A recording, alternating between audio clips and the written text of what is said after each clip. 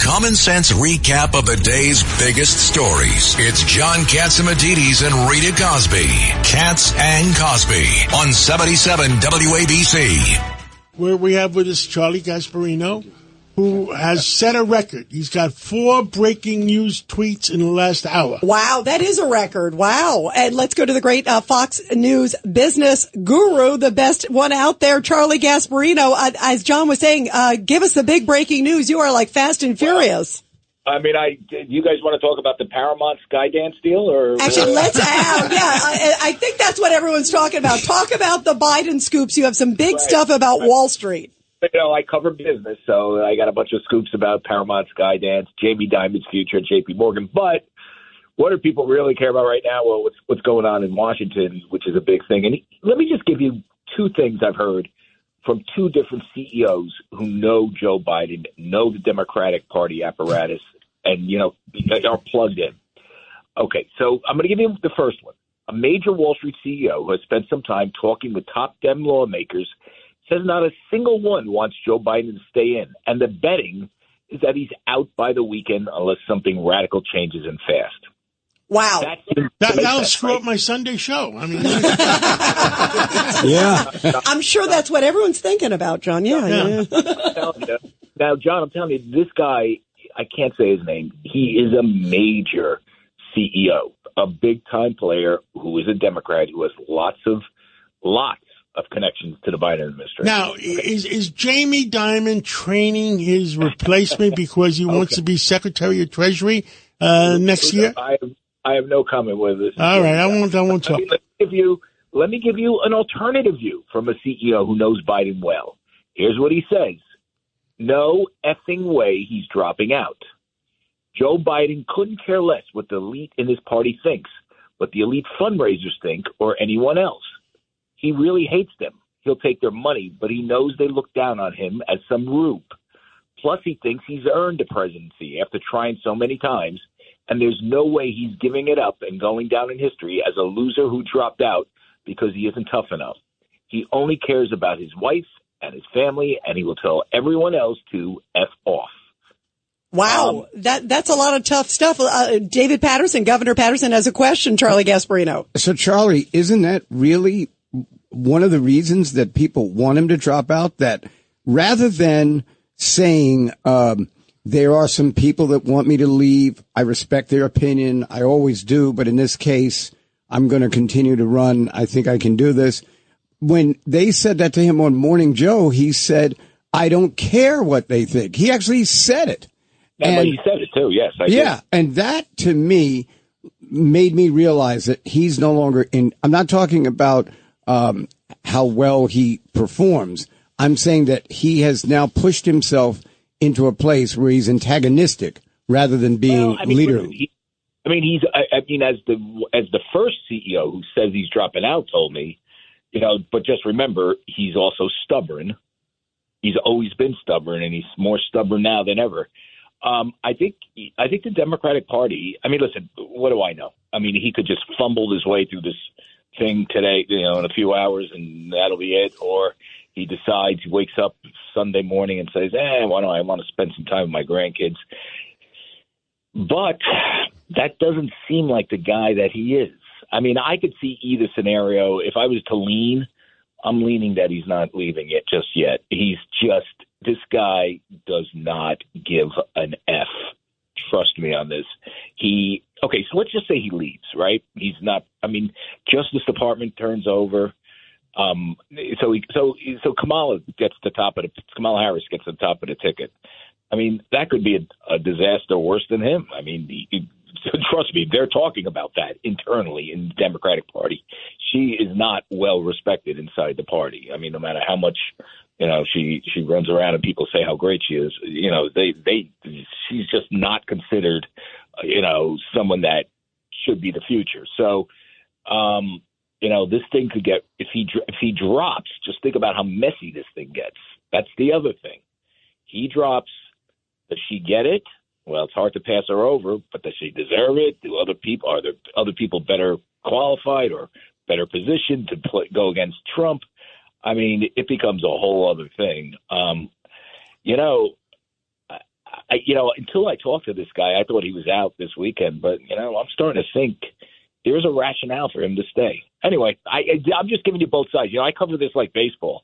I mean, it's. I don't like predicting. There's things like you shouldn't predict. Like, shouldn't predict this. Shouldn't predict what's in Donald Trump's head. Like, I mean, I see all the stuff never about it. do that. Nobody can predict that. He doesn't even know what it is. Right. I mean, I had a great conversation with somebody that had dinner with him recently, and he said to me, he goes, and I said, well, what happened? And he said, well, we talked about VP. We talked about a bunch of things, and I said, who do you think is going to pick as VP? He goes, oh, I'm convinced it's going to be Doug Burgum, the South Dakota governor. And I said, well, why do you? Is that North Dakota? I keep getting them mixed up. Yeah, North Dakota. Okay, you can tell I'm from New York. So near Bismarck and Fargo. So I said, why is he going to pick Doug Burgum? He goes, Trump really likes his hair. Oh. But by the way, there's word that he doesn't like J.D. Vance's hair. Did you hear that, Charlie? He doesn't like the beard. He doesn't like, on the flip side, doesn't like the facial hair. I heard that, and I heard he likes Burgum's wife, but he doesn't like J.D. Vance's wife. And then I heard, but it's all over. No one knows. I mean, listen, he tells everybody something different. I'm telling you. So he told that guy that. I guarantee he tells someone else something. I mean, this is just the way Donald does things. He'll make his decision. I don't think, he probably, if you told me he's picking like Nikki Haley, which would be like out of left field because of their past issues, I would be like, yeah, I could see it. Or if you said he's picking Ron DeSantis, I could see it. But I mean, or anyone. I just don't think you should. Some of this stuff you can't predict. We're all like looking for clues and this and that. You just got to cover it like baseball. And I'm telling you, the two sides of the Biden coin is that he is one of the most stubborn guys in the world, and he doesn't give an F about the elite of the party. He actually thinks they're not giving him enough credit for being more progressive or transformational than Barack. You know who that is, Barack Obama, right? In terms of Trump, that's a fool's game to predict what he's going to do on this stuff like this. I mean, you can predict what he's going to do when he becomes president. I mean, he's going to be probably a moderate. He'll be a moderate Republican on economic issues. He should get the debt under control. I don't know if he'll do that, but that should be a priority. It's probably less of a priority, and he'll display strength in places that should be displayed strength. He'll keep us out of wars because he hates that sort of stuff.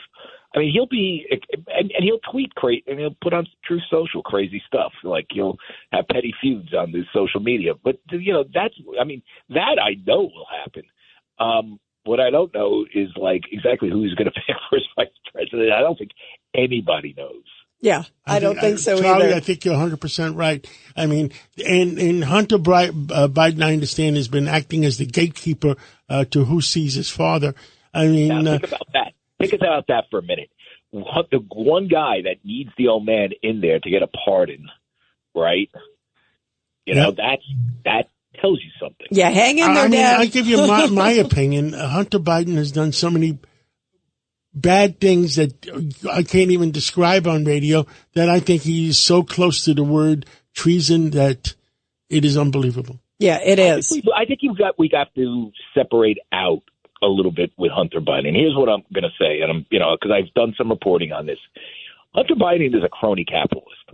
I'm not saying that's a good thing. I think it's a horrible thing, and that's why I'm for smaller government. That's why I am in many ways a conservative. In many ways, I'm not. But I believe that the power of government is too big, and it allows lobbyists to make a lot of money, and people it allows big business to feed off it.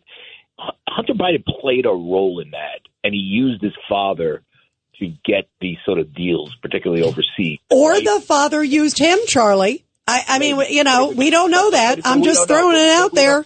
Yeah, but we don't know. But I don't know if it's illegal. I just think it's sleazy. Yeah, it's unseemly, regardless. Well, you don't know. Mean if you get paid $20 million by China and you float $1 trillion deal towards them, or give them $1 trillion benefit, it's not treason. Wait a second. Forget about treason. He had to register as a foreign agent. He didn't do it. Okay, well, that's something else. I'm just telling you, and these are sort of mild things. I mean,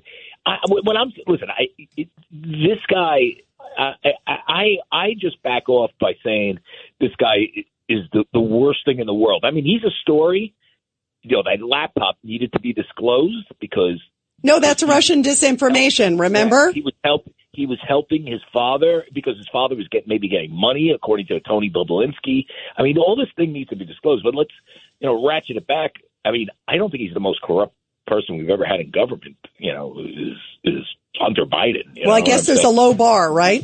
Yeah, that's the whole thing. I've covered so much of this stuff. I'm like, I get it. He is a sleaze, but he's swampy. But I mean, is he is he the swampiest person I know? I don't know. Charlie, we love you. Thank you for coming on and great scoops. Great scoops, and we'll talk to you soon. You got it, guys. Thank you. Thank you, Charlie. Hi, it's Lou Dobbs for Priority Gold, America's precious metals dealer. These are volatile times with high inflation, soaring debt, wars on multiple continents, and rising financial stress. Central banks are buying gold to diversify their reserves, so are many Americans. Call Priority Gold and find out how precious metals can help you diversify your portfolio. They're highly rated and happy to help. Call 1-866-303-6357 or get a free gold guide at PriorityGoldGuide.com. That's PriorityGoldGuide.com.